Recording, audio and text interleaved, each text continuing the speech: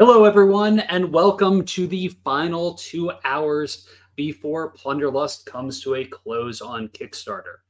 For anybody that is joining me, welcome and thank you. I'd love to see you in the comments, just so I know who's around and chatting. Zach, what's happening, my friend? Thank you for joining. Today has been a pretty epic day. It's been climbing up. We broke the $40,000 mark on the stretch goals, introducing another foil card, which is fantastic. The foil cards will be rare Kickstarter exclusives of cards that are otherwise going to be in future expansions, or actually in some of the decks that we already have slated. In celebration, with only 2 hours left, I'm going to crack open one of the few Würms Blood beers that I have remaining from my trip to Pittsburgh to Sobel's Obscure Brewery, where my friend Nick brewed two different batches of Vasgrim themed beer. Yeah, I'm going to have one now and then maybe one at the 5 o'clock mark, since I'm on the East Coast. Along with hanging out and just kind of talking about the campaign, trying to get a few last minute folks to jump in and play some Plunderlust with us in the future. I'll probably also dive in and do a little work on some of the cards, because, I've got still have a fair amount of work ahead of me before it can get sent into manufacturing. If you have questions or anything along the way, jump in and say so. If there's anything that you'd like to know about Plunderlust or anything else in particular, let me know. Yeah. So thank you for joining in today's quest. It's been very great to continue to see it continuing to go up in the rankings. Würms Blood.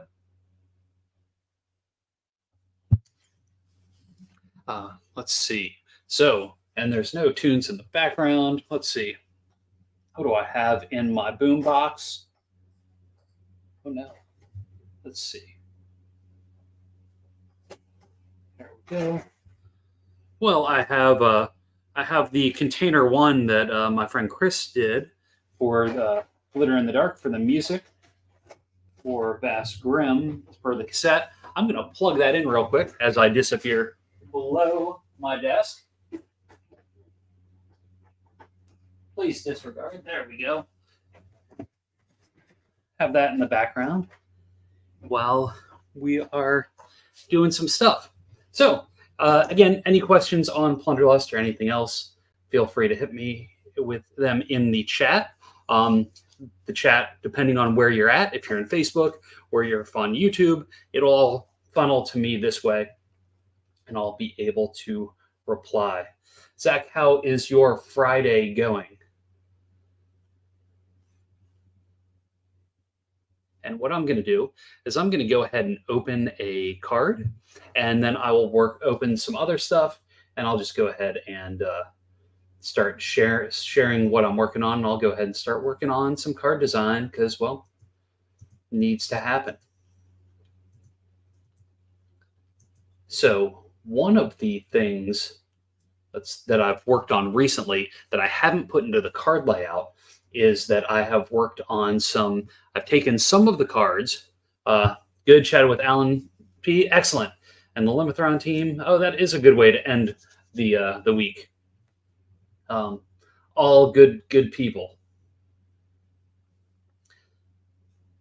And got any gaming plans for the weekend? Let's see. So I'm going to what I'm going to do is I'm going to look for some Scum cards that I'm about to do, and they are going to be for the Cyber Sharks crew. So I know that I want to do Scum. I'm going to do it alphabetically.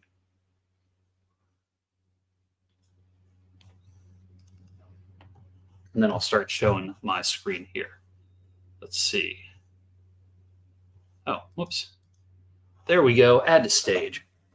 So this past week, I released my Patreon content. Tomorrow, you're doing a full slate of panels at a local con, RPG weekend in Kansas City. Excellent. So what are some of your panels on that you're doing?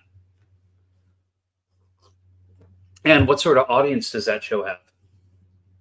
So I've already done the basic core layout of the layered file in Affinity for all of the cards. And I've gone ahead and put text in Affinity Publisher, and I've put all of that in while I wait for the art. So then this week, I was working on stuff for my Patreon content, and I took some of the cards and wrote out more content and developed more around that to kind of be able to use things in multiple ways. So what I'm going to do with that is I'm going to merge some of these layers, drop it in, see how it works in there, and just kind of start building out these. So I'm gonna turn these layers off, because sometimes when you do merge selected in Affinity, it does weird stuff with the color. So I'm just going to do merge visible.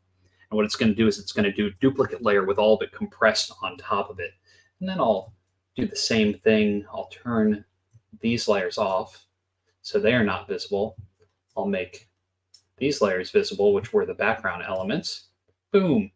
Except one of these was not there. This was not there. I'm just going to delete that.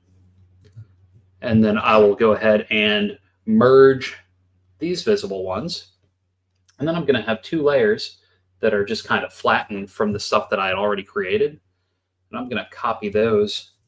I'm going to jump over to this scum wrench head card, and I'm going to find the right layer that I want to put them in at, which is, I think, around here. I'm going to shrink them down. And I know that I want wrench head to bring him in, probably drag the background so it's in the right spots. And I know that I have a mask somewhere around here that I can steal. Is it this one? I think it is.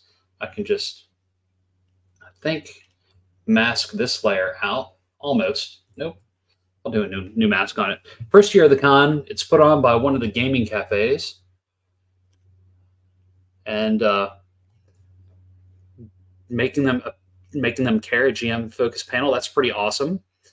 The GM Zone of Truth and plot and storycraft for the writers and crafting one-shot adventures. Oh, that sounds like that sounds awesome. Sounds like a very fun time as well. I hope you have a great time at that show. I am so glad to actually have all of November off until PAX Unplugged. Taking a little bit of a break to actually get a bunch of stuff done will be fantastic. I'm thrilled to have that. So I'm just going to go ahead and drop a mask on my layer, which is here. Nothing is named. It's all a mess. Actually, I'm just going to go ahead and delete some of these to try and clean it up a little bit.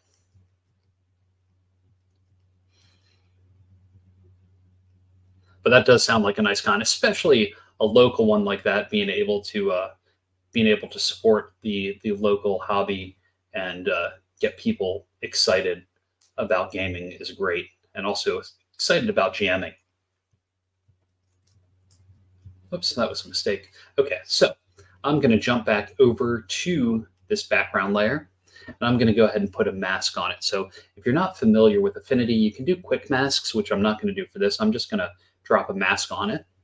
And I'm going to go to my brushes, and I'm going to change over to a basic brush with kind of like a round brush. I'm going to make sure that my color that I have is, you can't see the window of the color. I'm going to build it as a rich black, which I'm going to do 60, 40, 20, 100. I always build in CMYK, and with rich black, that means it's a build of the cyan, magenta, yellow, and black. So it's got percentages of each of those inks in there to make it a darker, richer black, as opposed to just like 100% black ink with none of the other colors on top of it.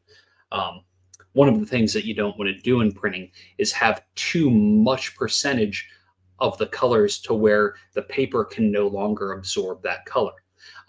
When I was working at a printer early on, the idea was that you never wanted to have that number go above 220, I believe, because at that point there's just color on top of the paper and it's just kind of smearing and sliding all over the place. So I do the 60, 40, 20, 100, knowing that that hits it at the 220 mark when you do all the maths to add it all up. So I've got that rich black now in there. I'm going to bump up my paint. Oh, but I don't have the paintbrush selected. There we go. Gonna bump it up so that it goes faster. And I'm just gonna hit shift so it jams straight down that. Oh no, just so it went straight down that line. One thing you want to make sure you don't have wet edges selected, because if you have wet edges selected on your brush, it's not going to do it as a nice 100% fill, which is what you want to do. I'm just kind of following along, going underneath this magenta border that I've created. Okay, now the only thing that I have issue with now with Wrench Head is that because I did this in a different layout, you can see along the right-hand side, it kind of has a hard cutoff where the background yellow that I had done behind that was. And pretty much I know there's certain colors that I always have the same color build when doing them. So I know that the color of that is going to be, and you can't see this in here, but it's got 3% cyan, 0 in magenta, 97 in yellow, and 0 in black. So I'm going to get the exact same color. I'm going to go and take the same brush that I used for that, which is a brush that I use for so much, which is the ink by Elder Zakharov. And it's this rice paper liner brush that I love. And I'm going to go back. I'm going to make sure I'm on the layer that I'm supposed to be on. I've got that paintbrush, except why is it not selecting that paintbrush? Boom, try it again. Layers. Okay, now we got it. As you hover around, you can see it's got a different shape than the normal brush that I was on before, the kind of standard rounded brushes. And I'm just going to come in here and dirty that up and gruesome that up a bit.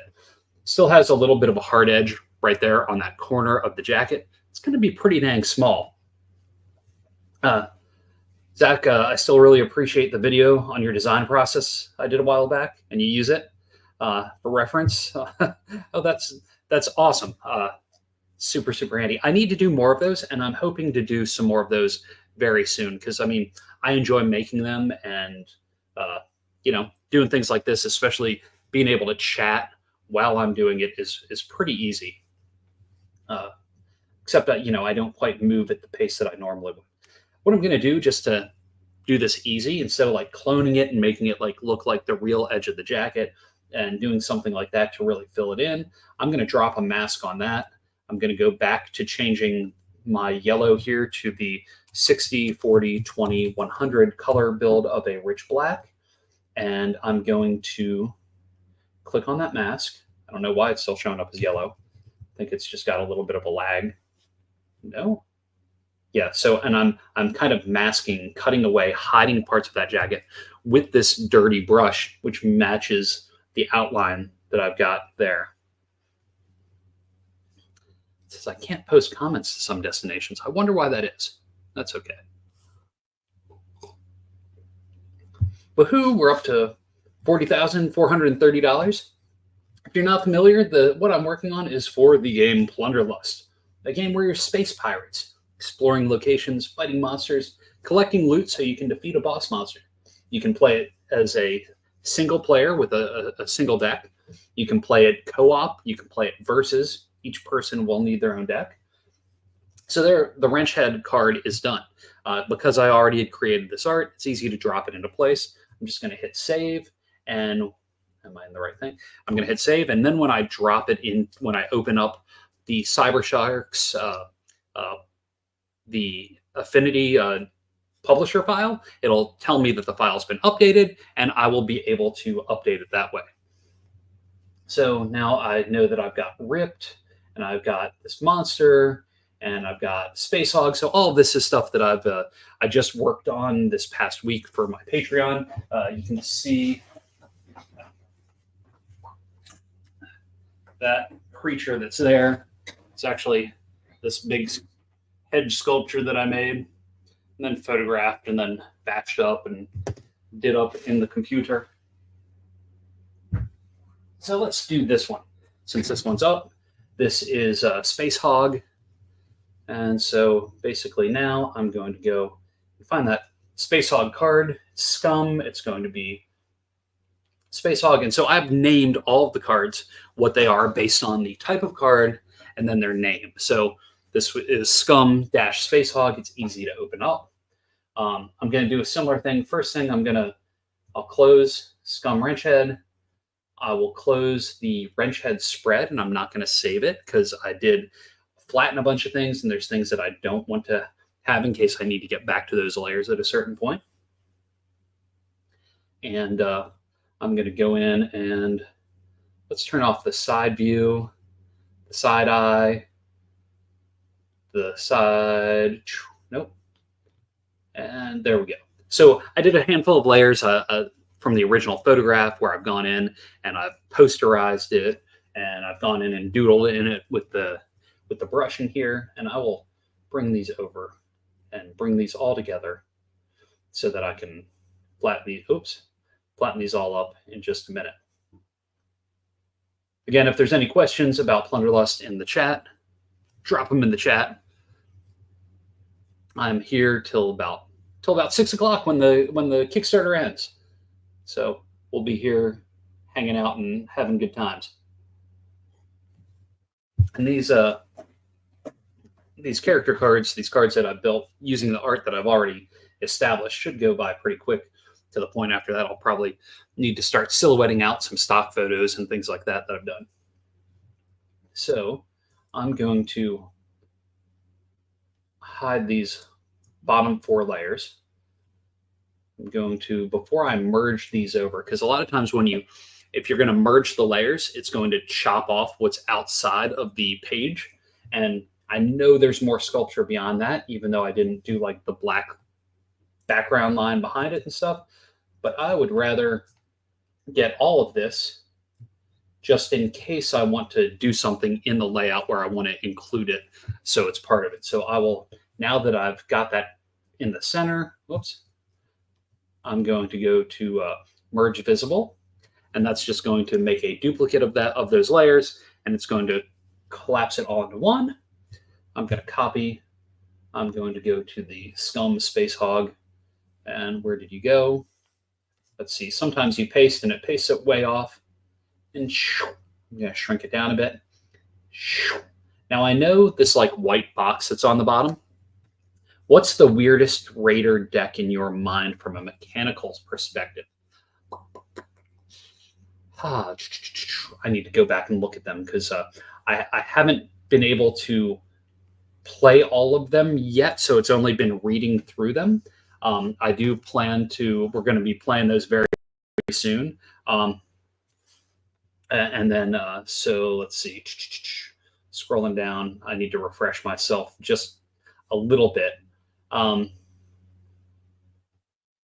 think probably like maybe the Cyber Sharks one, only because of all their battery operated stuff, and then with the undead that are involved in the deck, I think that adds a lot of fun and some additional mechanic stuff to it.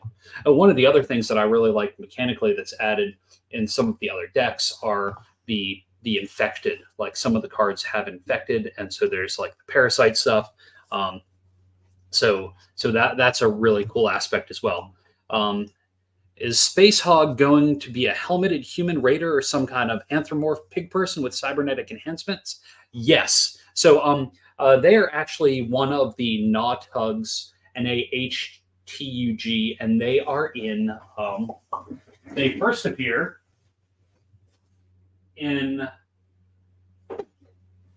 No Safe Haven 1 and 2, which should be on its way to me very soon. People not in the US should be receiving their copies from the backer kit campaign. So there was the Nautug Engineer, and these were a species that came through the Helmuth on a scientific experiment. And so he is not a human, he's a humanoid creature, but kind of the way I'm handling species and classes, because the RPG side is so rules light, and to kind of keep it separated and not make a species a class. Whenever I introduce classes that are non-human, I introduce the species class. So like in that book, there's a Nautug Engineer, whereas this is a Nautug Space Raider instead. But they like some things they would have the same, but a lot of it is different just because of what their background is.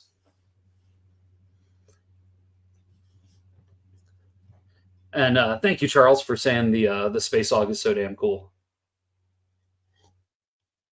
And it's good to see you guys here. Thank you for joining in. So what I'm going to do is I'm going to go back to the Space Hog spread. I'm going to turn those layers off. And then I'm going to turn these backgrounds back on. I'm going to merge these. I'm going to do a merge visible. Sweet. It really is. Thank you about the Space Hog being cool. And, now that it's cooler out and stuff like that, I'm really hoping that I'm going to get to sculpt a lot more for this project, and for all the future grimness. Like during the fall is really when I feel good being outside sculpting on my front porch or back porch or wherever I choose to at the time, just wherever it is where I'm not breathing it in. So hopefully you'll be seeing a lot more sculpting stuff, and I do plan to, on this channel, get back to doing some more videos and some more streaming. Awesome, Charles. Good luck at the store. We'll be here for another hour and 40-ish. And thank you for tuning in.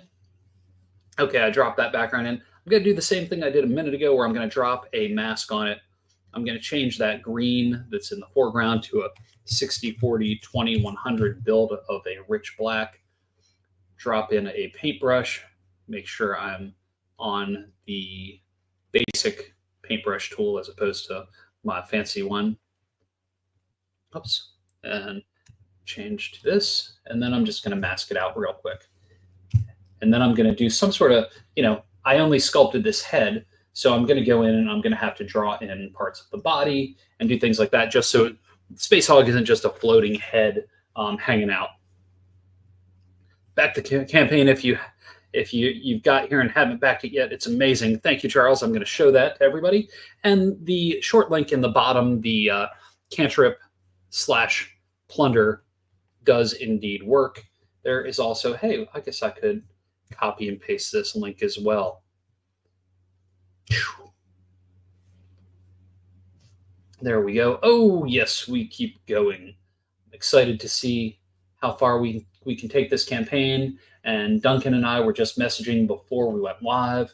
We're about to schedule a time that we can get together on a video call and start plotting out what the next expansions will be, because it'd be nice to go ahead and have those thought through and start play testing those as we continue to play test these decks, so that we can really get a feel for how it all kind of works together.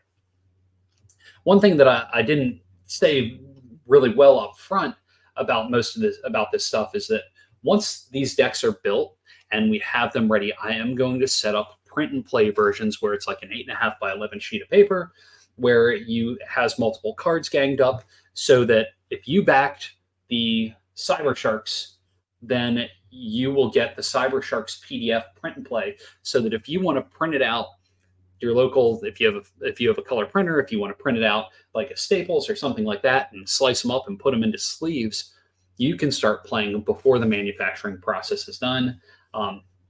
It's just going to be another fun way to actually start play testing ahead of time, which will be great. And also, getting familiar with the game while we wait for manufacturing to be done. So I'm just going to go ahead and block out kind of like the silhouette of what I see Space Hog's body being. You've been playing with the Revenant's deck solo and having fun with it. Though I've yet to succeed in surviving a boss bot. Oh, no. Maybe it's the luck of the cards. I know I tend to roll really terribly, whether it's an RPG or whether it's the card game. The thing with it having dice rolls involved, I always tend to go pretty poorly in that route. I'm blocking this out a little bit more. And then what I'm going to do now is I'm going to come back in with another brush, not a blocky brush. I'm going to jump in. I'm going to take some of the yellow color and start doing some outlines and do some more work there. It's going to be a 3-0-97-0 build. in the CMYK build for my yellow. Yeah, I have. My son has beat me way more times than I have won when playing 2-player mode. Playing solo, I think I'm pretty equal with the number of wins versus losses. I'm going to go ahead and make it so that the jaw stands out a little bit more by doing this around him, and I'm going to do the edge here. I'm going to give him some lines on his sleeve. And, this is just real rough, especially, looking at this as a card size. It's oh, you're terrible at dice rolls. It's fine. It's fun. Yes. And thank you about the great looking cards and dice. I'm really excited to see all these made. And another thing that we're going to be doing is I'm going to make templates that are slightly different than these for people that make third-party, that decide that they want to make third-party cards. And since we do have a third-party license, so that it'll fit in with everything aesthetically, but you'll know that if, say, we get to a point where there's having like any sort of like organized play, we can make it so that certain cards might not be allowed in because of they may be OP or something like that. We want to make sure that that they can be differentiated. Okay, so there we go. We've got Space Hog. We've got the head in there. We've got a little bit of body going on, and he's going to be ready to go. As long as this text doesn't overlay when it comes into play with the text on the card, then we should be okay. I may have to come back in and adjust that a little bit when the time comes.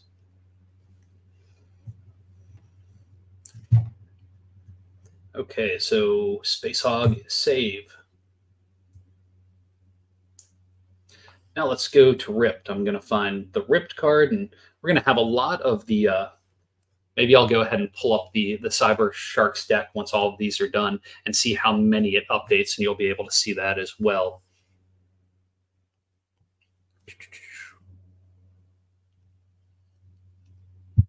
Again, if there's anybody in the chat that has any questions about Plunderlust as we're nearing the final hour and a half, I am standing by for questions. Just got to pick up the phone and dial it in the chat. Let's see. I'm going to go ahead and turn this background one off. So this was a stock photo that I went in and I then beat up. I added some extra things too. I posterized it. I did a bunch of stuff to make it how I wanted to make it, and then they became Ripped, one of the Cyber Sharks characters. I'm going to go ahead and turn off the background noise. I'm going to take these and do a merge visible. Oh, you can't see that window pop up. So that merge is visible, creates a new layer of all those that are there. I'll turn off the other ones.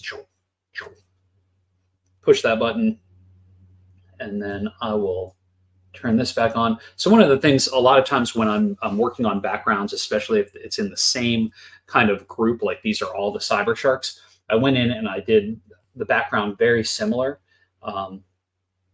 just knowing that I wanted them to have a consistent look to them, even though the colors are a little different. Some of the masking and beat up of the sky in the background is slightly different from piece to piece. Oh, I forgot to open the Ripped card. Got to go to Scum and Ripped. There we go. And I'm going to paste this in here. And holding Shift down while doing one of the center ones, it will make it consistent, so you're not doing it disproportionately.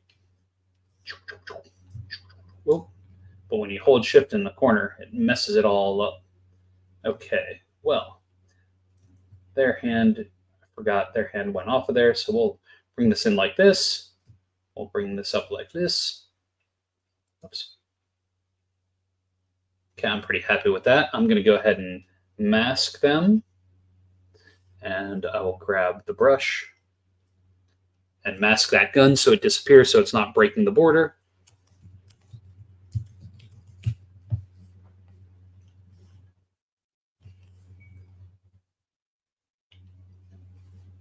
and the viewership has dropped. So with an hour and a half left, there is still a good chunk of time. I'm curious to see if we can get to 41. I don't think we'll ever make it to the 45, which unlocked extra D6 pips, but that is okay. I kind of like the tracking, the chipboard tracking. Do you have a way of knowing what percentage of your backers are Vascrim fans versus newcomers? And what does your gut say? Ooh, I do not know that at the moment. I'd have to go back and like kind of do a cross compare. I think there's a large chunk that are Vascrim fans, but I think there's also a good percentage that are just like card gamers, which is cool because that's a new audience. That's a new audience for me.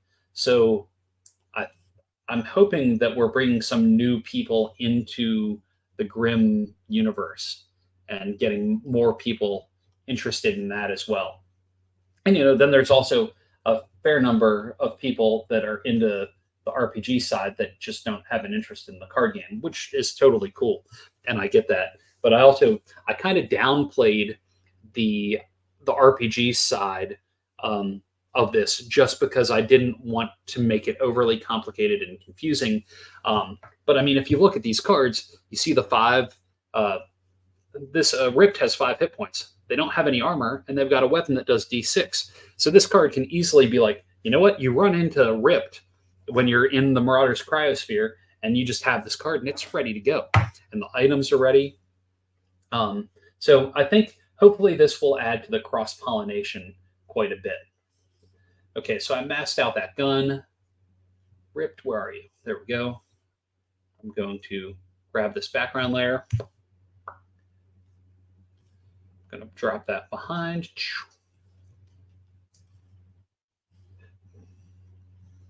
And then, Duncan and I will have to talk about how often we release cards outside of like normal decks. And when there's books that come out, do we make cards that go along with the NPCs and the monsters and the items that are in there? Just got to talk through and figure out all of that.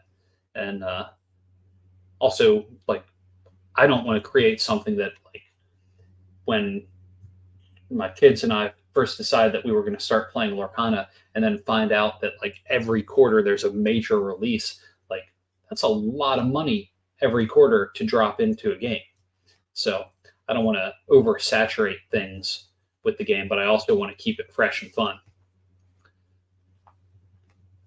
Booster packs tied to book releases are a very fun idea. Yeah, I really like that idea, especially if you know that the pack it's got these specific cards in it, and it's like this certain number just based on what's coming out. Okay, so Ripped is ready to go. Save, close this one, don't save it. Okay, next we've got we've already done Space Hog, don't save. We've got this the Cherub, and this one, let's see. I'm gonna bring sorry, I'm going through the layers looking at them. I'm gonna bring these over. Whoops. These over. That's another sculpture that I did this past week. It's a smaller one, but I will show that as well. Aside from Zach, what does everybody else think about cards to go along with book releases, like that fit what's in the books? So here's this creature that you're seeing on screen as well, 3-dimensional weirdo sculpture thing. Watch out for its tentacles. They will ensnare you. Yes, cards with the books releases from Disco Mite. Excellent. Okay, so I'm going to take this in to the card layout, see what happens, see if I need to do any adjustments, because based on the small space we have there, I may, if I went in and did all the black around the edge that was cut off the page. You love this Bug's Posture? Thank you. I wanted to get something like, I wanted it to have like kind of like a, since we're Halloween time, thinking of Samara from The Ring, that kind of walk And thinking of a bug like that, but having part of its body underneath of it, that was part of me thinking about how it would, especially as it elongated, and like if you, I thought about how like the length of a praying mantis and how all like if this thing were to extend itself, how creepy that would be, especially if like you heard it like popping as it went from this hunched over to like as it extended, to see just how much of a reach this thing would have. So I'm going to merge these visible, merge the visible. I'm going to copy this. And then I'm going to, and of course, like to me, this bug is also like when it's hunched over like this, it's probably like 3.5 feet off the ground, but like the length of it, especially once you get those tentacles in, it's easily probably 12 feet long. Oh, I never opened up this. It's going to be a monster, and it's going to be the cherub monster. Okay. Boom. So like I said, I've got all these already pre-built, ready to go. Since I've placed them in the Affinity Publisher. Ooh, whoops. I didn't want to have it merged to the background, but I did that. So let me turn these layers off. Now we're going to do a merge visible. That will give me the layer I want. And we're going to shrink it down a bit. Kind of like the idea of its tentacles kind of breaking off the, breaking out of the frame the way it is right now. I don't know. Doing it like this and then actually bringing it above the border, but then I'd have to mask out the top and bottom. Let's see how that looks, because you know, with it behind the tentacles behind the hit point thing, I think that could work well, and it could be nice and creepy. Let's see. You were about to say that the pop out effect looks very cool. Excellent, thanks, Duncan. And Duncan, hey, it's good to have you in here. Everyone, Duncan that just chimed in is the creator of the card game, the creator of the original 7-7, and has done a bang-up job with this.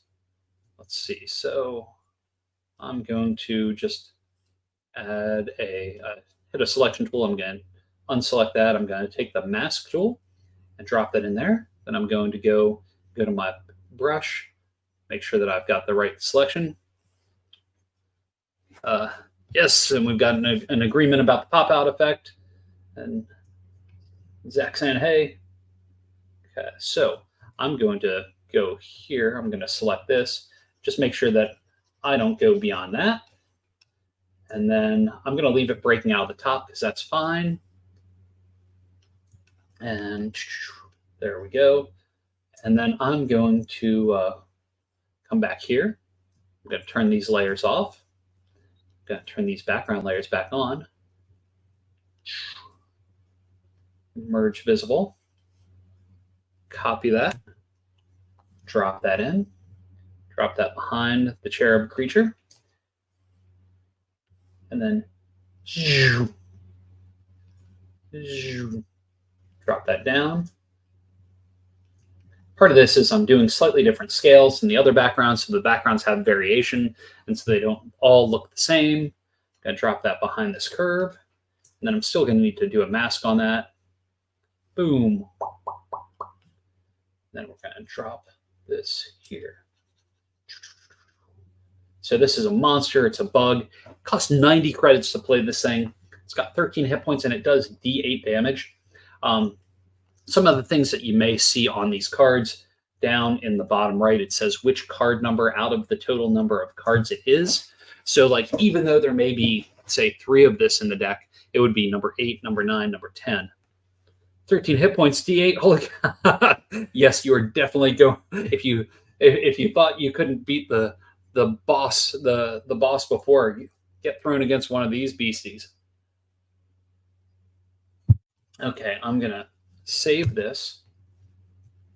We're gonna close that out. We're gonna close that out. Don't save. Okay, we're all out of those photos. I'm gonna stop sharing this. I'm going to pop open the Affinity Publisher document that has all of the existing, that has the cyber sharks, so we can watch them repopulate with the right images. Take a look, make sure that like Space Hog, that jaw didn't break into the text at all. And then after that, maybe, whoops, maybe we can get into one of the others. Oh, hey, I've already got it open. I've got it open since I was working on my Patreon earlier in this week, and I just never closed it out. Let's see, window, boom. Okay, so this is what one of my documents looks like for the gameplay, for the Cyber Sharks. I'm going to scroll down on this side. Then we're going to jump into, oh shoot, we also have the larva that we can do. So that's okay. And I've got Craniferous somewhere. Some of these I already have art for, of things that I've created before. So this one, we should be able to go to Window, should be able to go to Resource Manager. You can't see this. Should have some that say Modified, Update. And nope, I don't want to replace, cancel. I'm going to update the ones that have been updated, and soon we will see how these all fell into place.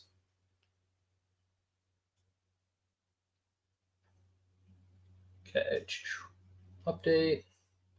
You'll see all the ones that, there we go. We see it happening in here.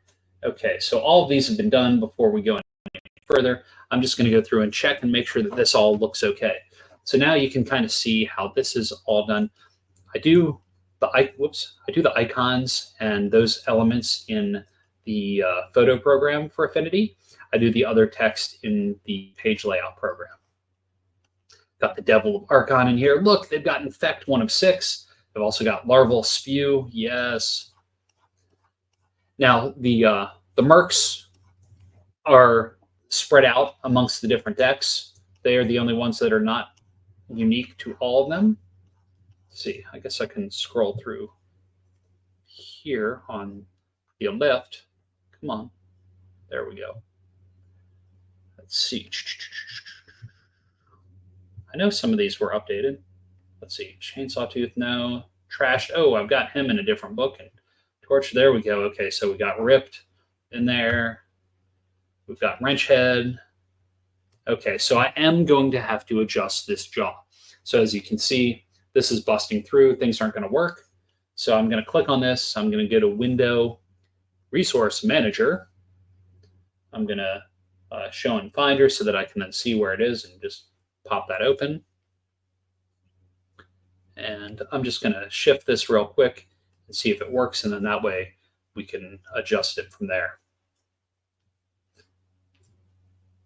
I'm going to just move that. Well, I'll just move all of it up. And then we may just have to fill in the body a little bit. Hit save. We'll see how it looks. Modified, update. Boom. Okay. I'm going to fill in the bottom part with some black just to fill it in. And then at least we know that that's done, and I'll have to mask out a little bit of the little antenna things that are going up on top. Let's take a quick peek in. Ooh, yes. Looking at the Kickstarter, we hit $40,501. Excellent. Thank you to whoever joined in recently. I will top off my Würms Blood. Looking forward to seeing what happens next year with Würms Blood and Sobel's and in my Godzilla glass. All right, now that that's done, I'm going to, we have all of this squared away with the Space Hog. I know that I have one of the other monsters I've done the art for, one or two of the other monsters I've done the art for, but just recently I did the Salzarite larva. So that's what we'll update in just a second. Let me swap back to sharing the Affinity photo. So it's Friday. I heard what Zach's doing this weekend. Anybody else have any exciting plans? I think I know family and I are gonna walk up to the square that's close by and have some dinner this evening after this is all done, and I post an update of thanking everybody for backing the campaign. Just filling this in. Then we're going to go up to this mask. We're going to take that out. We're going to hit save. Boom.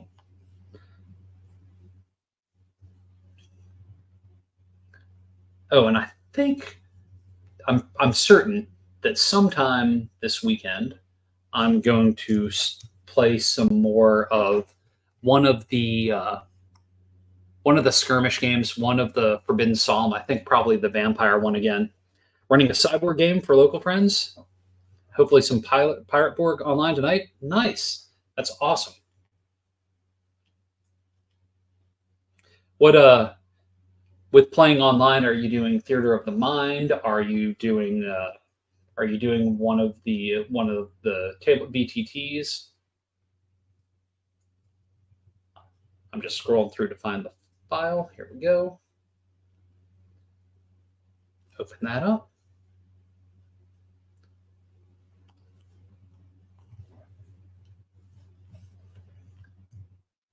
I'm about to organize a local RPG night, probably every other week at the one of the local breweries to try and get some more interest locally in having RPGs run, which I'm very excited about.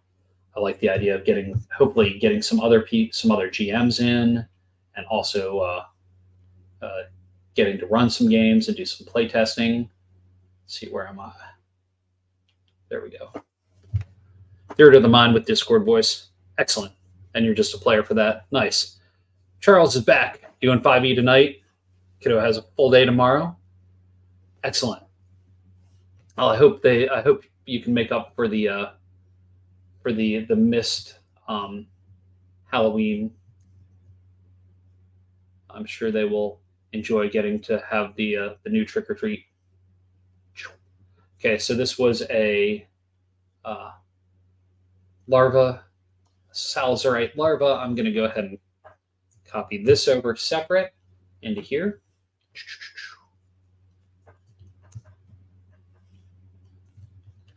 I really need to get back to playing more regularly. Kind of fell off post Gen Con, which really threw everything off. Nothing has been regular since then. I'm going to merge visible here just with this, because I think the color is going to change when I take it into the other one. Merge visible. There we go. Because it had some layers on it, some hue saturation levels that we're going to adjust. I did not want it to adjust. I'm going to put these little bubbles in here behind this salzarite larva. And then we're going to go ahead and silhouette or do a mask on that for the edges. Next brush. So for those of you that are in the chat, as we start to look at expanding and doing other things, is there anything that you would want to have in the game outside of like what we've kind of announced with the different raider decks and the monsters and stuff like that that's in there? Disco might said you've been showing locals the Revenants deck and the Kickstarter. Well, thank you very much. I really appreciate it. Yes, and we'll have late pledges open probably in a week or two-ish. I haven't been in any rush to build out the backer kit page. Michael says, can't stay long because you're still working. Just wanted to say congrats on the Kickstarter. Can't wait to be a raider. Awesome. Thank you, Michael. I really appreciate it. And thanks for being a part of the campaign. Oh, we are down to 69 minutes left. Just over an hour. That is fantastic. Let me swap to stop sharing this. Present. Share screen. Yes. It's weird that I've got to jump. It'd be nice if I could just swap between windows. But this has been modified, and I'm going to hit update. And then that is updated. This is updated. Now, what you're seeing here as well is this also shows the bleed. So if I go up into view, views, and do preview, nope, view mode. You think I would know this? Let's see, grayscale, single view, split view, no. Preview mode, here we go. This will cut out all the extra bleed, the things that need to be on the cards for the manufacturing side. So you can see this, and when a Salzarite larva is damaged, it's reduced to 0 by armor. It destroys an enemy equipment. That's pretty crazy, right? And we've got a bunch of these in here. So this deck is already starting to fill out, as you can see, just from doing those cards like that. I'm going to do some art for some of the other cards, and then continue on with that. Let's see. Okay. And then I need to do the art for the locations. Like, I have a map that I used for the Patreon, but I don't think that's what I'll use for the locations on this. I think I'll probably sculpt some things and do some weird illustrations for that. Carnivorous, I know I have as one of the creatures in a different adventure that I'll work into here. But this is coming along okay. Let's see, who else do we have that we haven't shown, that we haven't done yet? Okay, I need to do the Merciless Mercenary, and they're going to be across multiple decks. Captain Zara and Xantar, I mean, those are people from one of the previous books, so they'll be easy. And Torched is from one of the books as well. Super happy the campaign is going well. Thank you, Matthew. I really appreciate it. Each deck is a separate file. Yes, each deck is a separate file, Charles. I have, it would just, the page count would be too many. It would start to bog down too much. Plus, it makes it easier for me to keep track of as I'm going through. Is like you see right here, you've got the 18 out of 33, and then Torched is 19 out of 33. It was just easier for me to map that way. Plus, not knowing yet if they're going to be manufactured at the exact same count, that has to be factored in as well. So, like, if once we run the pledge manager and we have people kind of total up, like, say which decks they're getting, somebody's not getting all 7, or somebody's not getting the 2-player starter set, like the 2-player starter set has those 2 decks in it, we're probably going to print more of those than some of the other decks, just because that's a separate package that's going to be easier to sell to newcomers. So the volume may vary slightly, like maybe 1,500 of this and 1,000 of this, or 2,000 of this. So it's better to have them all as their own individual files. But good question. I like that.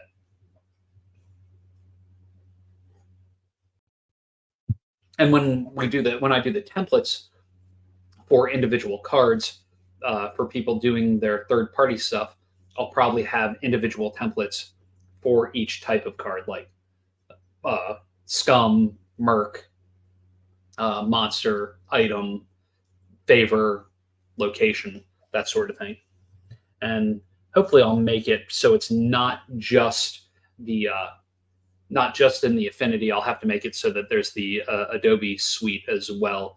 But I probably won't expand beyond that, because I think if you're using other software, you'll just have to figure out how to import it in, just because I don't have the other tools readily available. Uh-oh, we are down to 65 minutes. So at 65 minutes, I'm going to take a quick break, because I'm old and my bladder is weak. So I'm going to mute myself. I'm going to, I will put up the bathroom break screen, and then I will be back in just a minute.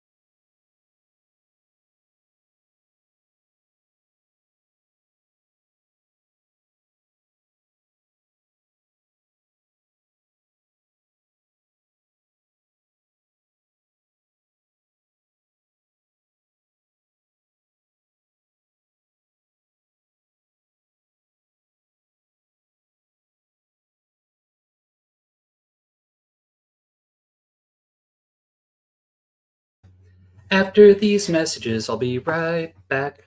So, what did I miss while I was gone? I see that we've gone up a little bit more on the Kickstarter. Hooray! Thank you. I also grabbed one of the Spinal Tap beers while I was out, so that maybe I'll make it through the last hour and 4 minutes of the campaign. Though I still do have a little bit of the Würms Blood left. Thank you, everyone that's hanging out. And if you are here and have any questions, throw them into the chat. And also, if you're not in the Grim Place Discord, that is where lots of good things, all the good conversation is happening. So please consider joining us if you're into the Discord. So here we go. Okay, so I've got Torched up, and you know what? I'm going to open that file. We'll swap out to a photo app. Present. Share screen. Window. Affinity photo. We'll go back to this one, and then I'll open the right stuff. Share. So now that the bio break is over and I'm back, I'm going to jump into finding Torched and put them in. I know, so they were one that they are in. Which book are they in? They're in a Grim Outlook, one of the other books that is set to be shipped to U.S. backers sometime in the next couple of weeks. Once it arrives at my house, it has already been shipped to international folks. So let's see. Let's go into find the Torched. Let's see if I can find that. Torched. You'd think that I would have things organized properly. Find, Torched.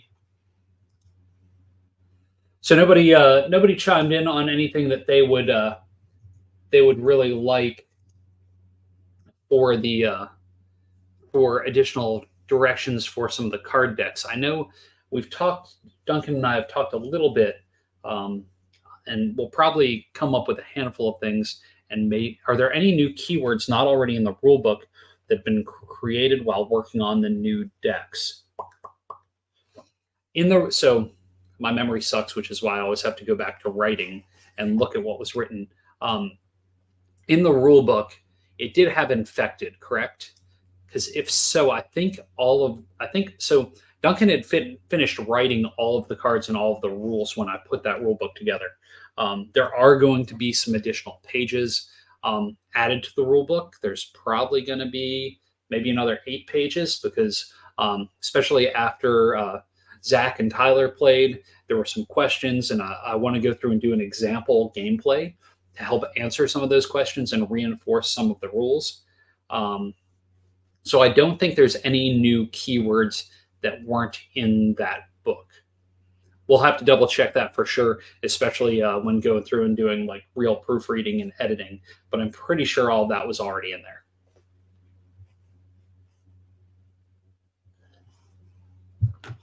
So I found this Torched, but now I need to find the actual Torched file, which was done in June. So I'm guessing that is going to be part of.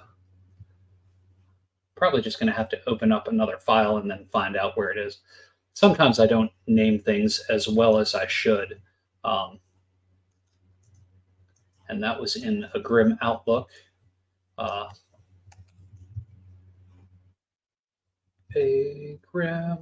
Let's see, alphabetically. Grim Outlook. I'm just going to have to open up the working file and then see where that file is.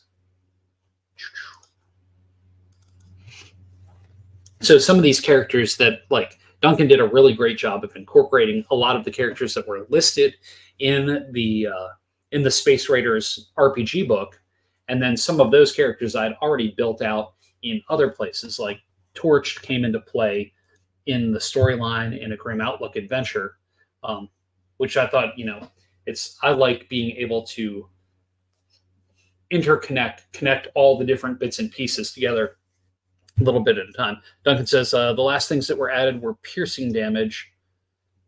Oops. that ignores armor and the battery keyword. You could do decks with the waste barges. The scum could be people trying to get through the changing dungeon. Ooh, I do like that. Yes, that's cool. I like that. Let's see, let's scroll down till I find myself a torched character.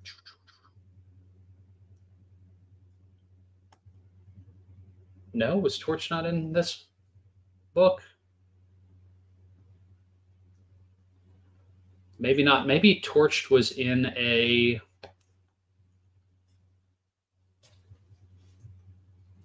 Huh, okay. I cannot remember where I put that. So let's do that some other time. You could do... okay, that was the same thing there.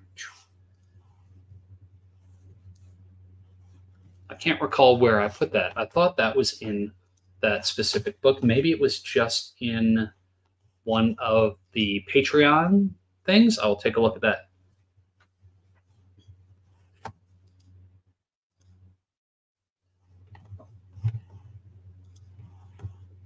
Yeah, Duncan's done a fantastic job. I'm super excited about this game, and I'm really excited to print out all the other decks and start playtesting those. I know Duncan's been playtesting the other decks, but I've been waiting till I have like the text and art in place so that I can print those out and feel a little closer to the finished product, which is one of the things I really enjoy. Let's see, PDFs. Oh, you know what? That was find. Oh, I will just wait on Torched, and I will find something else to do in its place. Cyberjaws is a piece of equipment. Here, let's close this out. Let's jump back over here. I know there's some files that I have that are stock photos that I'm going to use for stuff. So I'm just going to go ahead and start doing some silhouettes. Plunderlust card creation.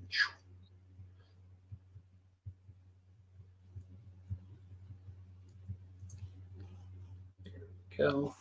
Some of these are, I don't know exactly how I'm going to use them yet, but I know I'm going to use them. So like here, I'm just going to do some silhouetting work. We are... Oh, wow, we are in the final hour. There's 55 minutes left. Thank you all for being here and for being a part of it. It has been quite an incredible experience, especially, not really knowing where this would go. Card games for me is a very new territory. And it's exciting to know that there's people that are enjoying playing it and that are excited to see where we're going to take it. So what I did is I just dropped a quick mask. I'll undo that. Up at the top where my little mouse is going, there's a thing called quick mask. What it does, it drops a whole layer of red over everything. So right now that's kind of what the quick mask is covering. I like to work in the opposite space, so I filled it with white to get rid of it. Then I'm going back to black. I'm grabbing my brush, making sure it's on the round brush. And now I'm going to be basically painting a quick mask over it so that I can silhouette it out. And with that, I'm just holding shift to connect dots to dots. And I will go around masking this out. I like working in the positive space. I learned that from years of silhouetting professional wrestlers for their headshots, for black and white glossies that they would have at events to do signings. And I found it far easier to do the positive space than the negative space between their teased hair. That is not a lie, that is truth. And so I'm just going to silhouette this out. You know what I never did? That never actually, did it ever? Oh, son of crap. Well, we never heard the cassette play, but instead the cassette got eaten in the boombox, which is so not cool. Let's see if I can salvage it. Ooh. Wow. Okay. Well, that cassette is just trashed. That really sucks.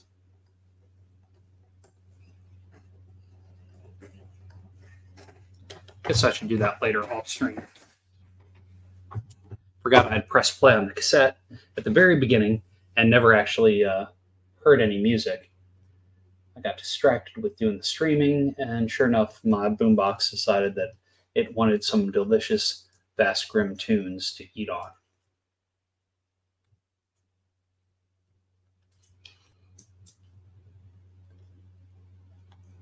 So with 53 minutes left in the game, or in the Kickstarter, any thoughts anyone has before it closes out?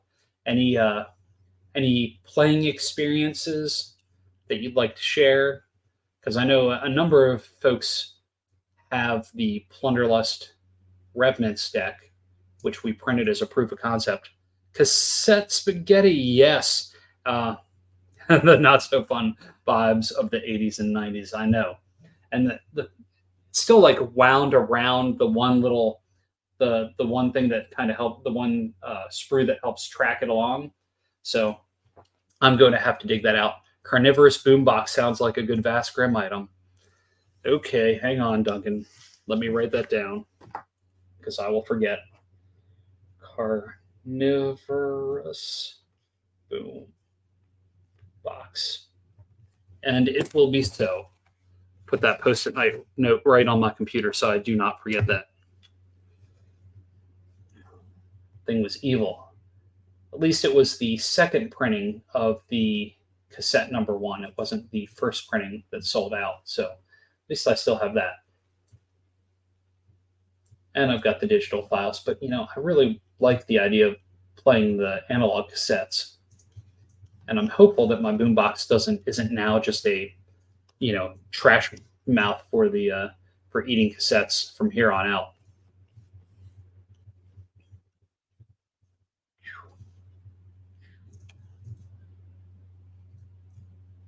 Has anybody in the chat done much in the way of the Forbidden Psalm Morkborg or miniature agnostic game? Any of the variations of it, doesn't have to be the specific Forbidden Psalm, since there have been a number of iterations of zines and stuff that have been published using those rules.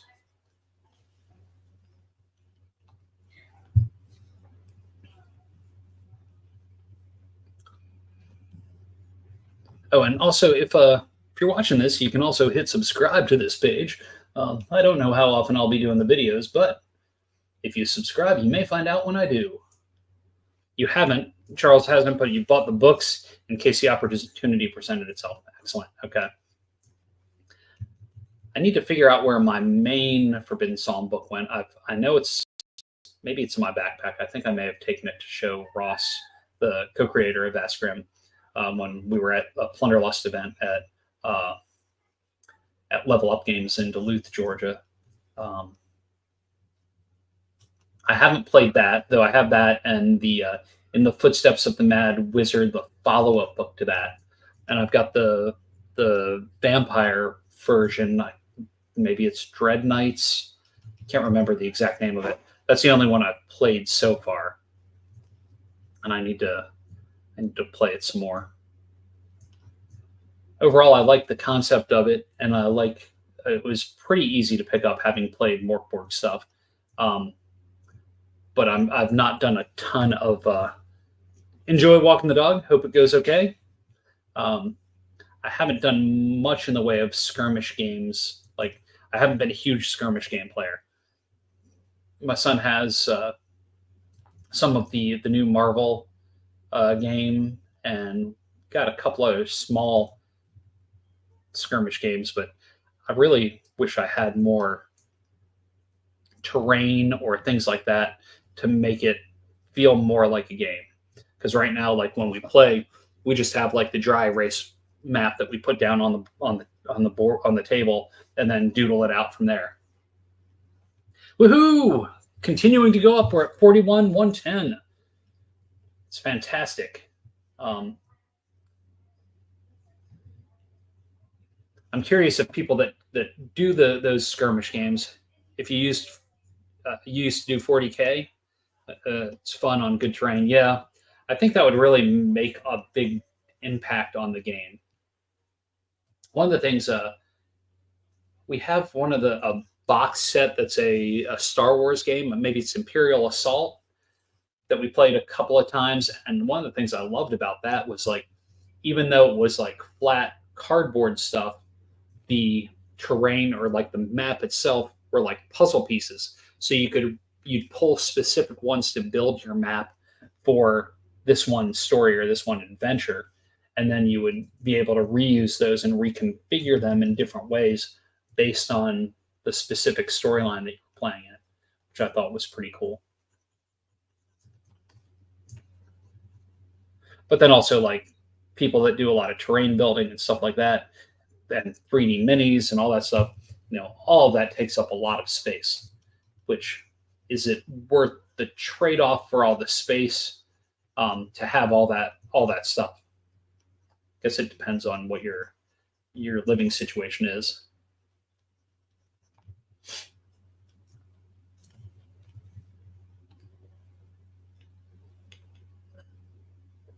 I should probably rinse the glass out to have the Spinal Tap, but I think I'll just pour it right in. But they're very, very different beers. So I'm just going through and I'm silhouetting this, taking the slow train to silhouetting, just carefully and gently, even though this is going to be super grimmed up when it's all said and done. I'll beat the hell out of this. I'll hopefully make it look like it's not plastic.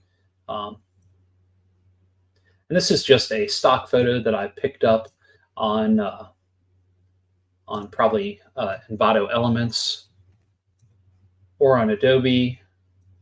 Those are the main ones that I use. I just have to make sure that when I'm searching on Adobe that I have the AI deselected. But there's so much you can get out of stock photos, especially when you're going through and bashing things up and making them look like collage art, that you can really put a lot of different pieces together pretty fast and pretty easy.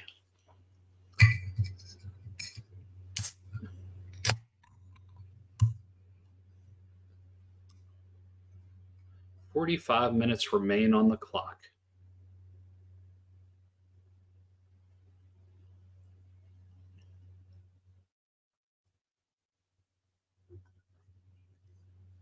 I didn't update the campaign a whole lot because it kind of hit that middle lull in the center.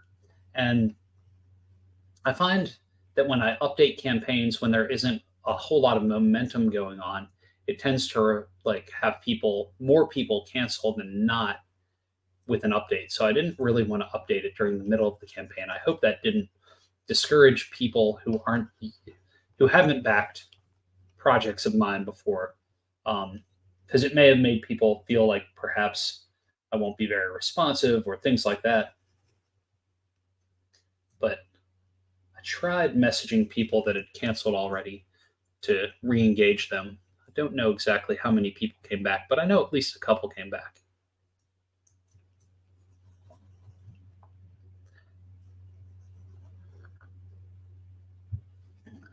Right? That is counterintuitive. And updating people and then having people cancel, that's like, unless the campaign has a lot of momentum going on, where there's a lot of people, like new people coming on regularly each day, and there's things that are being unlocked, it's hard to have incentive to give updates in the middle of the campaign. Because unless it's like, oh, hey, yeah, I'm super glad I'm still a part of this, it's like, I wonder, should I spend my money on a different Kickstarter or something else, But I'm super excited that we've got so many people on this project, and I know it's only the beginning. Just like with anything, any new project that's on Kickstarter or anything like that, this is just the initial build of the audience, especially once folks have all the different Plunderlust decks in their hands and they're starting to play, I know the excitement's going to build around it. Plus, we've got some cool things built out already for stores with the retail pack, and then also with the 2-player starter sets. I think it's going to look good in stores, and hopefully we'll be able to get not just stores but some distributors excited as well.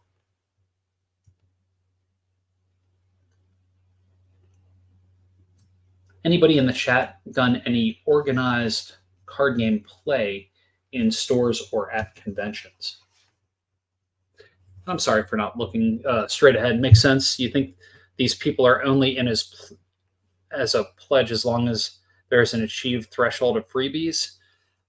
That is always a certain concern with Kickstarters, which is part of why, I don't like to show a long list of stretch goals at any given time, because if you show too much and you seem too far away from achieving something that someone really wants to unlock, and then there will be doubts in their mind if it'll ever achieve that goal. And if you show off we've got this really awesome thing this far down the line and there isn't a chance of ever achieving it, it's just well, I really would have backed it if it had this. But so yeah, I've tried to avoid that. You've not done organized gaming other than 40K? I was talking to David who a lap of Pine Box Entertainment, and they do a lot of organized play for their card games. So I need to discuss more with him and get a better idea of how something like that would work at a convention, especially with fixed decks, and what sort of things that we would do to make it a fun experience.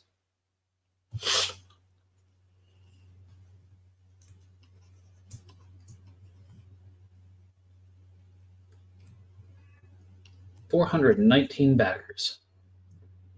That is pretty solid.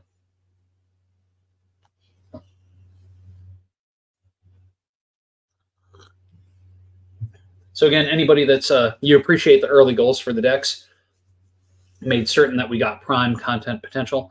Well, and I really I envisioned the entire the game itself when Duncan and I were talking about it. Really wanted it to be all 7 decks. But I also worried that if we set the goal at $15,000-$20,000 just so that we could get all those things unlocked that we wanted to have it out there, that there was just a really high chance that people would see that as a really hard goal to achieve, especially not crowdfunding a card game before. So doing it where those decks unlocked was really a big, huge part of making sure that we could afford to do it and not lose money in the process. Because honestly, probably up until we hit $20,000-$25,000, all of that was going towards making sure all those initial manufacturing goals could be met, not including any money that was already spent on marketing ahead of time and during the campaign. So, but that's okay. All this is going to be lots of extra product that will be being able to manufacture all of this and then get it in people's hands in the year or two after the campaign ends. So it's gonna be good, and I'm really excited to talk through a future release schedule, because I'd like it to be something that's regular and that we can plan for, and that people that are playing can expect okay, this point in the year, this is when the next expansion is going to come out. And I'm really excited to see what the third party, what happens with the third party side of things and what people create. Charles, your deck builder that you built in the Google Forms or Google Sheets is really cool. I think that's going to come in super handy.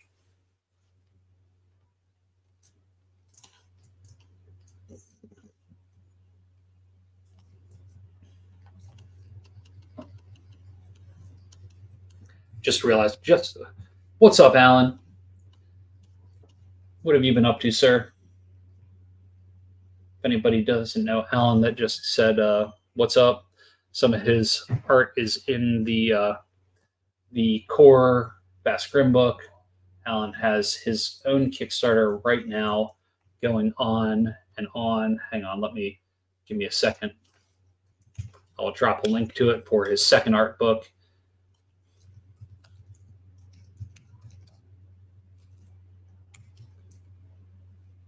Ancient Ones, Book 2, Codex of Orion. Whoops, almost missed an N. Boom. If you're in the chat, go check out Alan's Kickstarter. It ends in 6 days.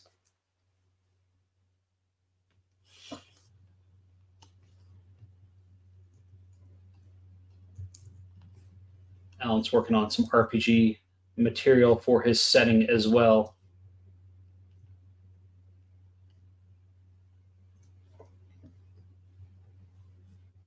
You hope what you've created, you hope it helps get custom decks made if they're also energized by rapid iteration and rough draft generation. Oh yeah, that's awesome. You're watching this from Violet's dance class? Excellent. Hey, pal. Excellent. Thanks for joining in. Yes, yes. Happy to share. Things are good on this side. Just another 36 minutes, and then the Kickstarter comes to a close. And doing some basic silhouetting in Affinity Photo. Built out some cards a little while earlier. And again, this could be, I could be super detailed with this. I could be super rough.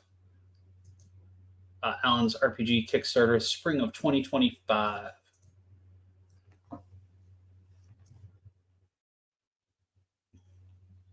Spring, such a lovely time of year. Alan and I will be at PAX Unplugged coming up next month at the beginning of December in Philadelphia. If anybody in the chat is going to be heading to that show, should be good times. Supposed to schedule a reservation at one of the dim sum places today. I must do that later today or tomorrow. Thanks. I hope I finished strong too, Alan. Good luck with Violet at dance class, and I'll catch up with you on the flip side.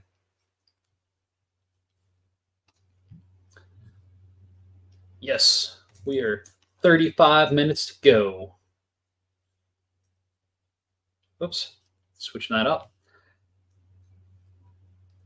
And so with the quick deck building, Charles, do you want to talk a little bit about how that works and how like you see people using that for quick drafts of generating their decks, using Google Sheets for the calculator means it should be very quick to update official content like new monster types, and also how allow folks to add their own. Yeah, it's pretty awesome. If you haven't seen it yet, you can find it in the Grim Place Discord where Charles posted about it. Yes, I know, Alan. Do not forget dim sum. I will not forget. I mean, that's going to be at least minimum one meal while we're in Philly, probably more.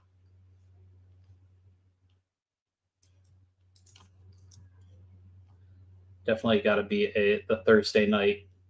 Everybody's loaded in and set up, and now it's time to go just gorge on delicious foods.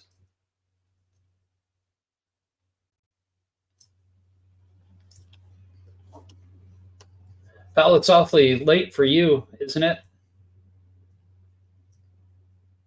Although it is Friday night, maybe you stay up a little bit later on the weekends.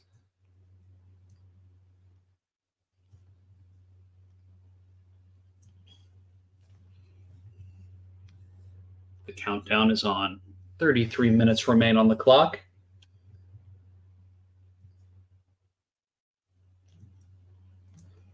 You know, one of the things I don't really anticipate a lot of people backing at the very last minute on Kickstarter.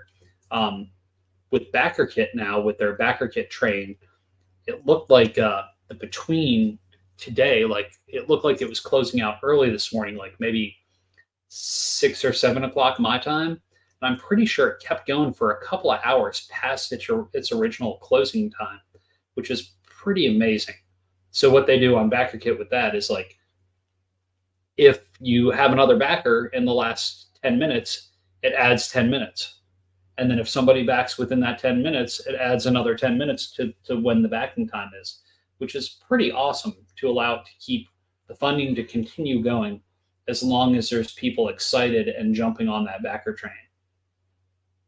Speaking of, I need to do some train car adventures for the No Safe Haven stretch goal adventures. That is on my list for next week to start writing.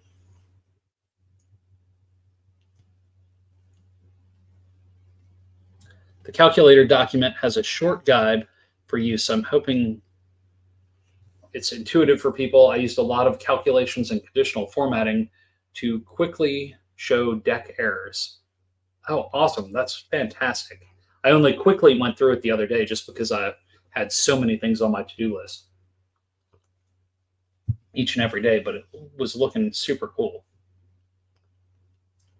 I think that's going to be very handy. I think it'll be handy not only for this, but if people are building just regular 7/7 decks, things like that too. Variation or iteration of that could come in super handy. Woohoo! We jumped up to 420 backers. We are continuing to bring people in these final minutes, the final hours of this campaign. At 32 minutes left on the clock.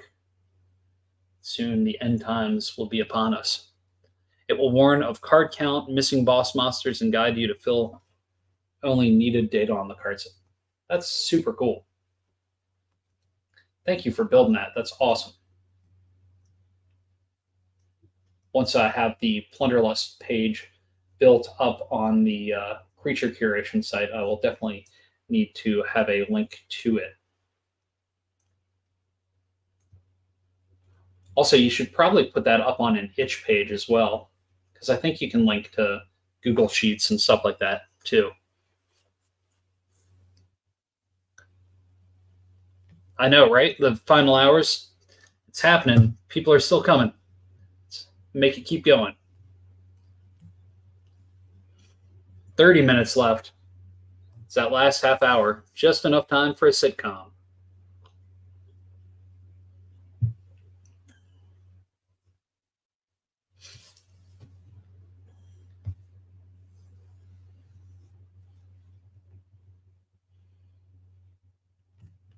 And fulfillment, let's look at this.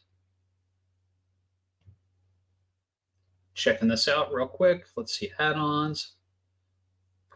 Boom. Okay, we are down to 4 Raider slots left. It's fluctuated a little bit throughout this. I need to probably jump in and update that. So, well, we're in here. Let me pop this open. Plunderlust. Kickstarter, stretch goals. Nope. Add-ons.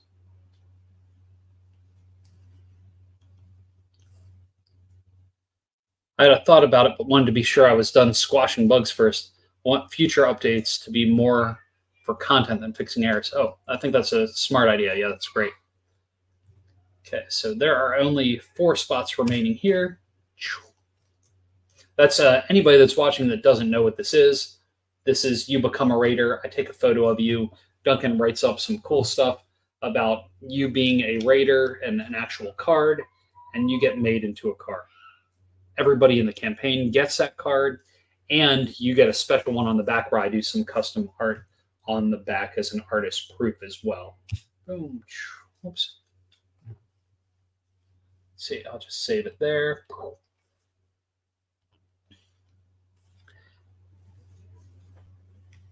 You figured Discord friends might want to review it before going to itch. That is a smart move.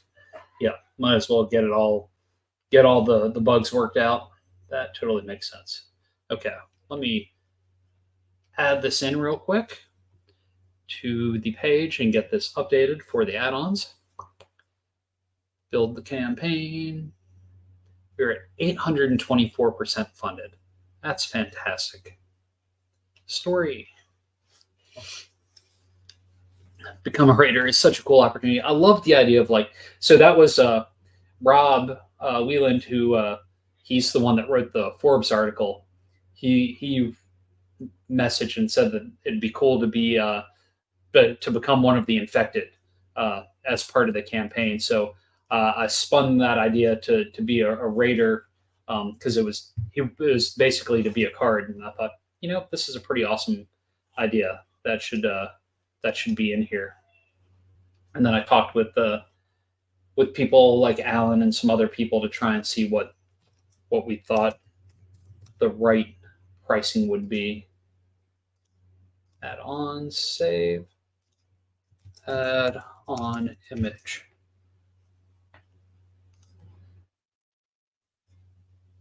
Save. Yes, 4 left. I don't know if I'll open those 4 remaining spots up in the pledge manager or not. I thought about that, but I don't know.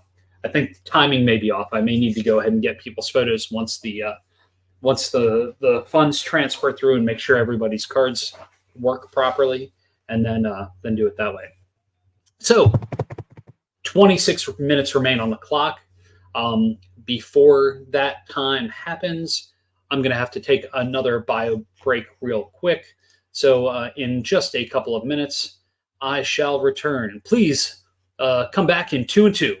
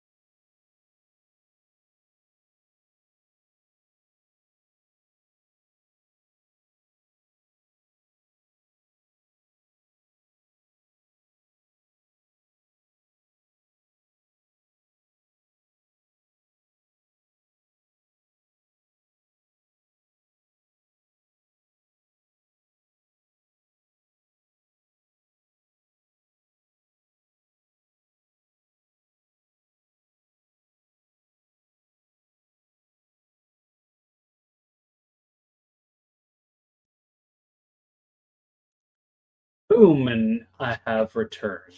Let's see. Let's stop sharing for a minute. There we go. Hello and welcome back to the 24 minutes remaining on the Kickstarter campaign. For those of you that are still with me, thank you very much, and thanks for hanging out.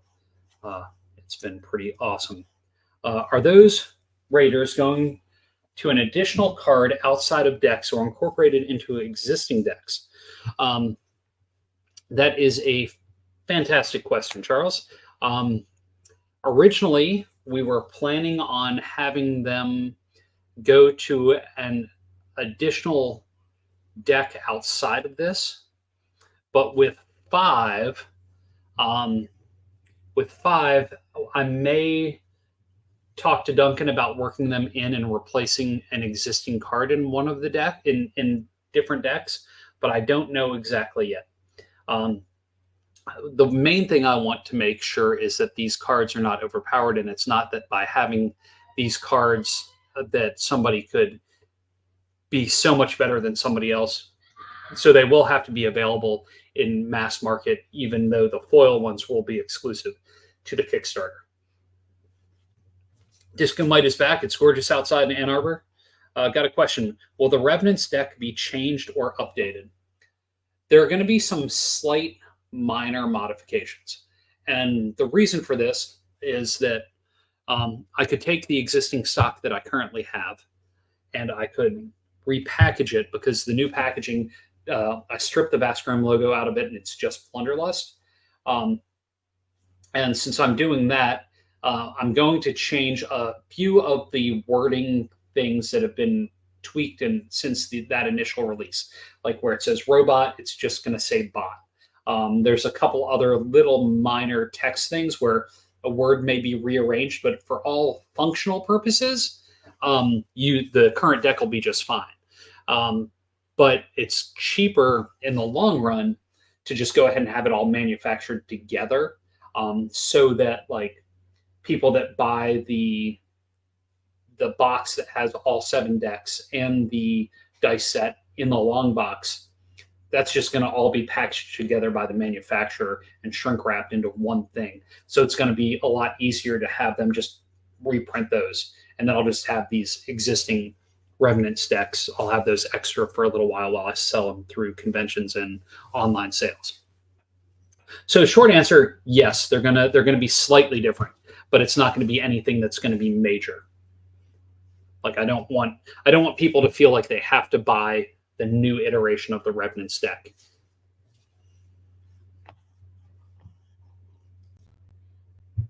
That was a whole lot of answer for a quick question. So sorry about that.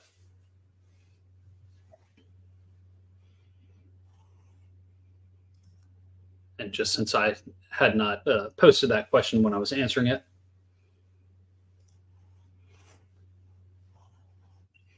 Any other thoughts in the chat while we're down to the last 21 minutes? Figured I don't need to be working on silhouettes of plastic robot hands for the last few.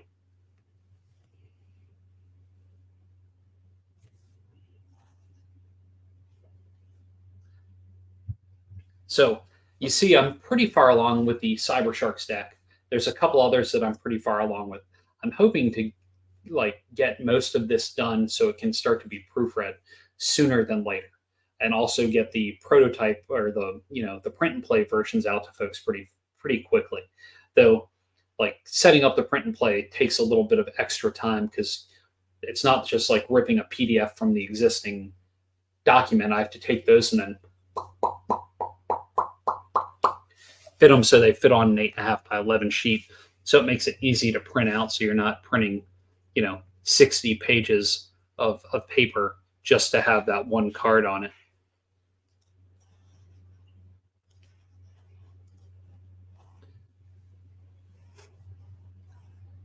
And then let's see, 20 minutes remain on the clock.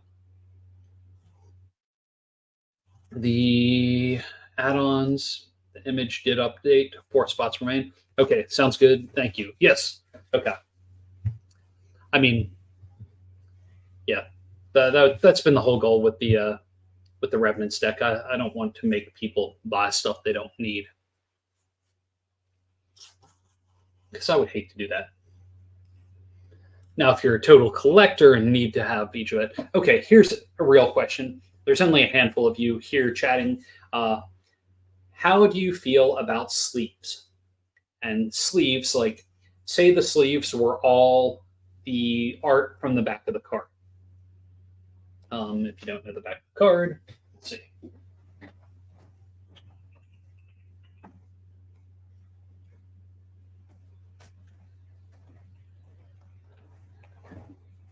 Hey, James. Wow, how are things on the other side of the world? It's good to have you in here. You don't use sleeves? I don't currently use sleeves either. You bought clear dragon shields for the existing deck. Excellent. Do I love the process of deck art compared to book layout?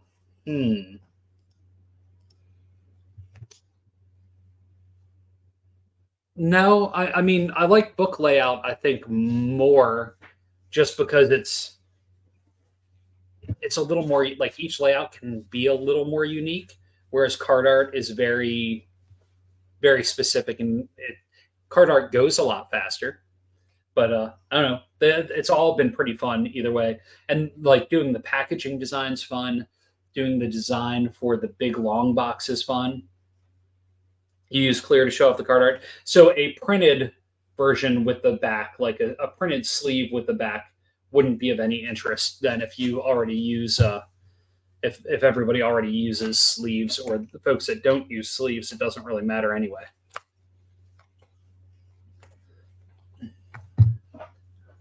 I haven't sleeved these cards when I've played. I thought about it, but then I didn't get around to it. I was pricing out sleeves for these in particular, like printed sleeves with the art on the back.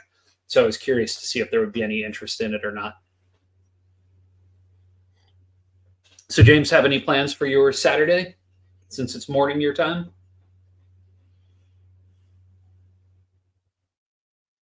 And awesome to see that your books arrived as well. And other games you've backed that include card and sleeves, I've never ended up buying the sleeves. It's always a huge cost inflation when backing. Yes, that is true. You failed to go for a park run. I have been like that for the past, let's see, since August. Yeah, so I've been failing to go for the outdoor adventures for months now. Z's. Yes, I get that. You're clumsy and dumb with handling cards. Yeah, I'm. It's weird. I've debated whether or not that I should sleeve things or I should just play them the way they are. So I'm still kind of on the fence. The cards in your board games look like crap. Yeah, I get that. You'd rather pony up for more content, says Charles. Okay, that's fair. Yeah, and if I were to do sleeves, there's definitely there's a minimum order quantity, and so that's kind of what I was debating, whether or not it was worth adding them. You prefer good quality stock? Yes, I agree. To James, and I'm happy with the cards. With the card stock on the Plunderlust cards samples prototypes that we did, and they're going to be on the same type of material. I know somebody had asked if they could be upgraded, but I personally didn't have any problems with the card stock they're on. I mean, they sound good, they feel good. But yeah, the cards feel good to you, Charles? Excellent. Yeah, and that way, if people do want to sleeve them, they can get, like, when I was starting on the Lorcana stuff, I got the Dragon Shield for those. So maybe if I decide that I want to sleeve my Plunderlust, I can just use those.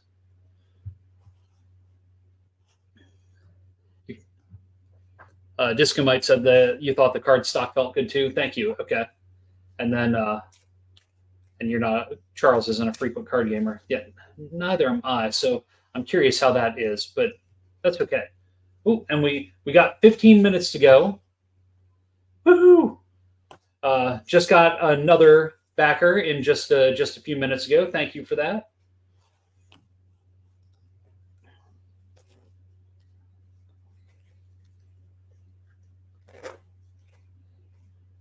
I'm curious how many people will. Reminder for me: Plunderlust is versus or co-op or GMless or okay. So single player, you're playing against yourself, or basically trying to find a boss monster to defeat. In two player, you can either play two player versus or co-op, and then in multiplayer, you can do co-op or versus. But most of it is kind of geared a little more towards versus. I have not had the chance to do the co-op mode yet, but that is in the next week or so for me. And it is there is no GM because of how it works, although the cards can be used to help kind of give you ideas for adventures, and the cards themselves can be used in the RPG side for the NPCs, monsters, and items as well. But when you're playing against each other, you're like, when you lay out a new location to explore, the person you're playing against, if it's in versus mode, then fills that location with monsters. It's like you're starting to explore, and they're filling it with the monsters that are going to thwart you.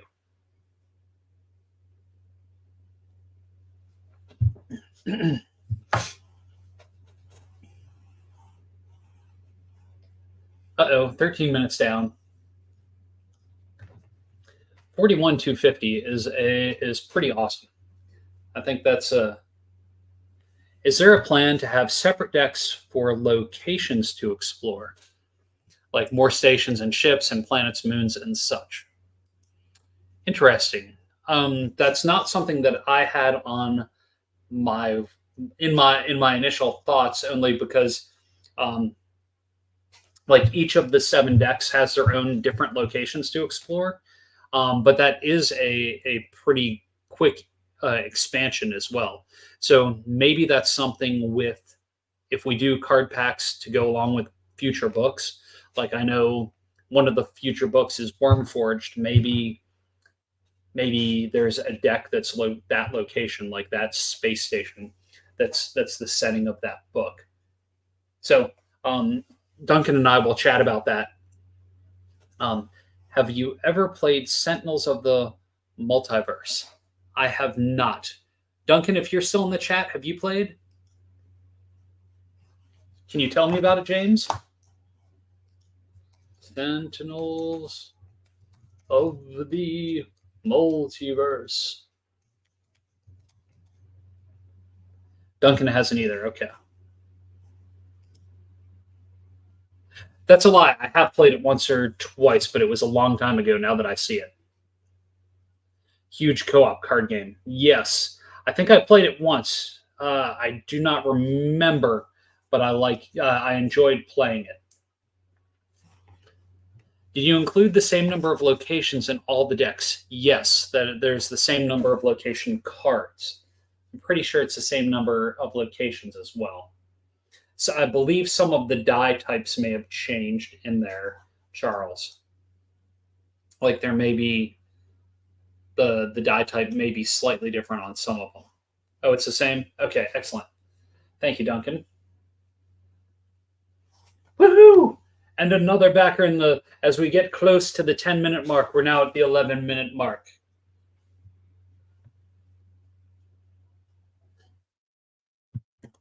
Brought to you in part by Spinal Tap, a Vast Grim beer made by Sobel's Obscure Brewery.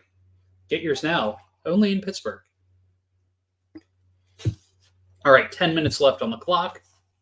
Yeah, but I could definitely see that. And so like, Duncan, I don't know if you knew this, but in October's Patreon, I took the locations that were in the Cybersharks deck and I built an adventure around those. And I actually drew a map and locations based on the locations that were in the Cybersharks deck.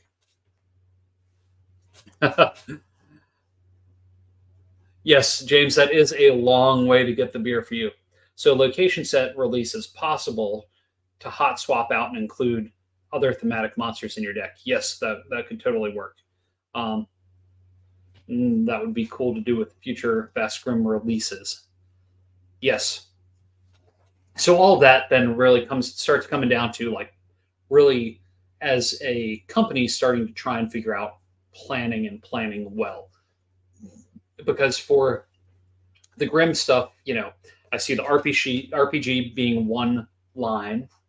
I see Plunderlust being a line, and then I see the skirmish game that is in the near future being another line. But if all of those overlap in many ways to one another, so if there's ways to tie bits and pieces in, so if you get one, you're able to get more in another game that you're playing, I think that would be really, really ideal.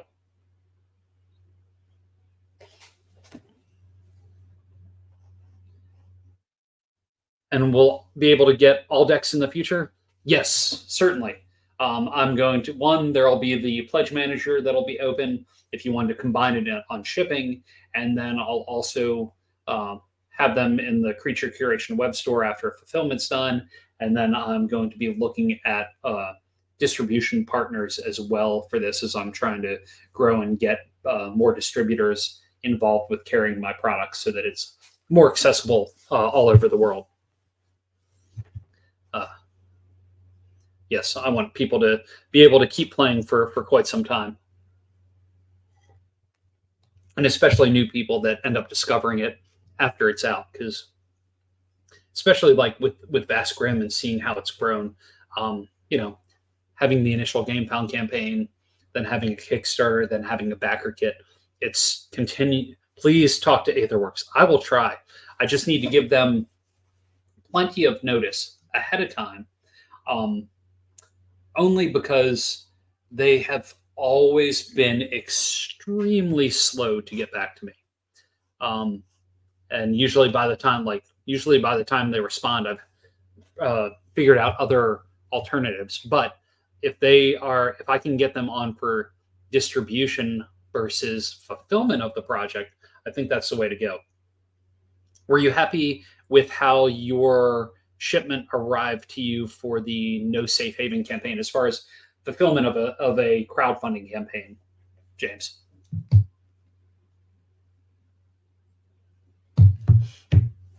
Because for that, I used Zatu in the UK, and okay, so maybe I keep using them for my fulfillment outside of the US. But if I can talk to Aetherworks for doing distribution in Australia, New Zealand, that would be awesome.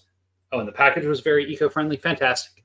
I've got all my packages here for US fulfillment. I got custom cardboard boxes made to size to fit 1 book, 3 books, or all books plus a card deck. So I'm very excited about getting that in and being able to send stuff out to folks. 6 minutes left.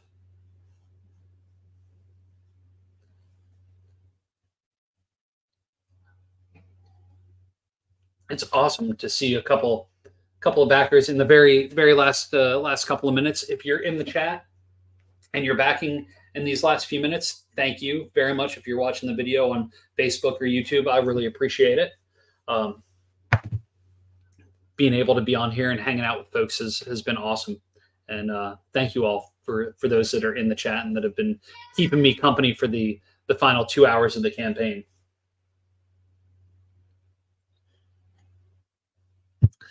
James, are there any other distributors in your part of the world worth exploring? Because I really would like to be able to have more of this there, and could also talk to a couple other folks as well. But that's the hardest part. And I know, like in the EU and UK, as far as distributors go, I know my stuff's with Brave New World or B&W. And I need to chat with them some more about now that this will be coming out and get them. Sorry, no idea. No worries. I will do some research, especially in. I should have all the samples of everything and sell sheets of this at Gamma Expo in February, and I'll be able to show this off to distributors and to stores. So that's at least in the US, that's the bigger trade show event as opposed to a convention con style thing. So hopefully I can get some people's interest for the Plunderlust side there. Oh, we are down to 4 minutes. We're at 423 backers. Today has seen a significant spike in people coming on board and increasing pledges and pledging. Thank you very much, everybody that's joined in. I guess now it's time to look at what the future books are going to be and how to figure those cards in. And one of the bigger expansions we've had was talking about doing starships, which I think that could work as both possible as locations and also as ways to get around and introduce starship mechanics as well. So Duncan and I will have a lot to talk about in the coming weeks. 3 minutes remain on the clock.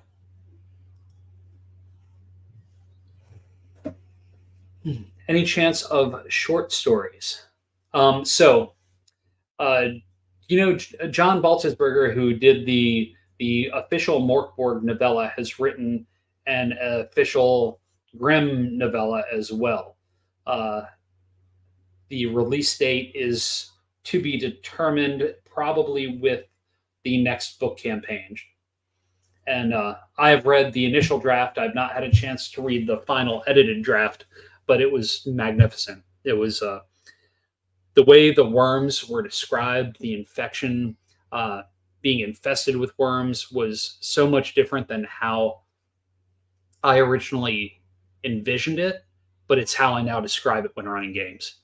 John did a fantastic job, and I need to do a adventure for the back of that novella. And there are plans. One day, James, one day we will negotiate TV series rights with Netflix. I did. One of my friends is working on as a grip on a TV show, and I happened to give him a copy of the book to try and get into the director's hands, who has been known to do some weird sci-fi horror stuff in the past. So that would be cool, but never anything that's expected. More than anything, if I could just get the director and some of the actors to sit around a table playing make believe, that would be pretty flippin' awesome.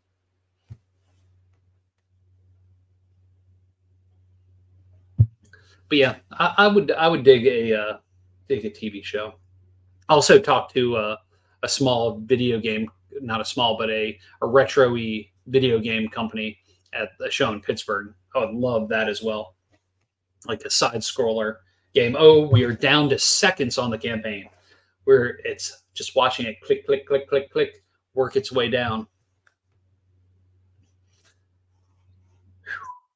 Getting ready to watch the stuff explode on the screen as it gets down to the seconds. Yes, the seconds are counting down. Dun, dun, dun, dun, dun. I feel like my computer is just going to explode when that happens, right? Your computer will self-destruct in 84 seconds. Any last minute takers? Anybody going to try and back at the very, very last second? I know there's folks that get super excited about computer says no. Oh, good. I'm glad the computer says no. I assume that's about the self-destruct. I don't want my computer to self-destruct, for then I would not be able to get any of the work done. Oh, it's in the red. We are less than a minute away from closing things out. Yes. 44, 43, 42.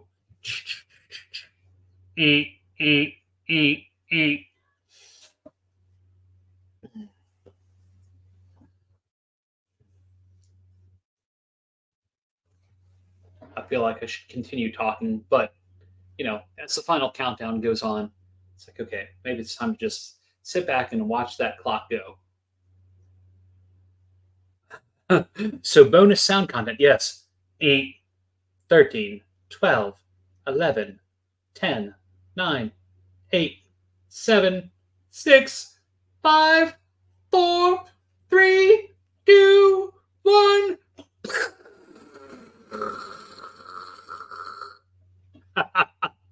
Cheers, everyone.